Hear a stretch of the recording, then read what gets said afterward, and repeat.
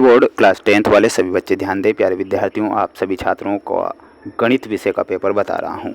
Paper सबसे best है और आपकी परीक्षा में ये पेपर आ रहा है। प्यारे विद्यार्थियों, एक बार मुझ पर विश्वास कीजिए और इस पेपर को पूरा देख लीजिए और पेपर देकर आइएगा तो बताइएगा कि सर आपने जो पेपर हमें बताया था उन्हीं में से प्रश्न आए हैं। और ये वादा मैं आपसे करता हूँ कि पेपर यहाँ से बाहर नहीं जाएगा, इसलिए पेपर आप पूरा देखेंगे और याद आप कर लीजिएगा। देखिएगा प्यारे विद्यार्थियों, आपकी परीक्षा में जो प्रश्न आएगा वो सबसे पहला होगा, सही विकल्प का चयन कीजिए। एक अशून्य परिमेय संख्या एवं एक अपरिमेय संख्या का गुणनफल क्या होता है? तो इसका जो गुणनफल होगा वो क्या हो जाएगा? सदैव अपरिमेय ही रहेगा। तो इसमें आपको अपरिमेय करेक्ट लिखना है। द्विघात बहुपद ax² + bx + c = 0 के शून्यकों का योग लिखिए। तो शून्यकों का जो योग होगा वो क्या हो जाएगा? -b/a इसका योग होगा। तो ये आपको करेक्ट ध्यान रखना है।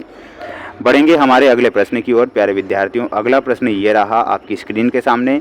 सभी छात्र पूरा पेपर देखेंगे। अगर आप इस पेपर को देखते हैं और याद करते हैं तो मैं आपसे वादा कर रहा हूं कि पेपर बाहर नहीं जाएगा। समीकरण निकाय x + 2y + 5 = 0 और -3x - 6y + 1 = 0 का हल होगा। तो इसका हल क्या हो जाएगा? इसमें आपको लिखना है इसका कोई हल नहीं होगा। ऑप्शन नंबर बी पर जाना है। यदि यदि 1/2 वर्ग समीकरण x² + kx - 5/4 हो तो k का मान हमें ज्ञात करना है। k का मान क्या हो जाएगा प्यारे बच्चों, प्यारे साथियों? k का जो मान होगा 2k का मान होगा, तो 2 आपको लिखना है। किसी समांतर श्रेणी में यदि a = 3.5, d = 0, n = 101, तब a n बराबर क्या होगा?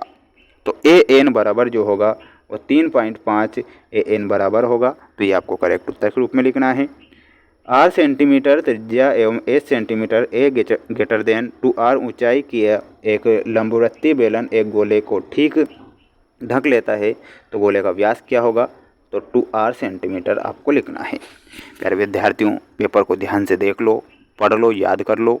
पेपर अगर मैं बता रहा हूं तो पेपर बाहर नहीं जाएगा, ये मैंने आपसे कह दिया है, इसलिए आप पूरा पेपर देखेंगे। चैनल पर आज हमारे साथ नए जुड़े हैं तो चैनल को सब्सक्राइब करके रखना है। अगला क्वेश्चन है,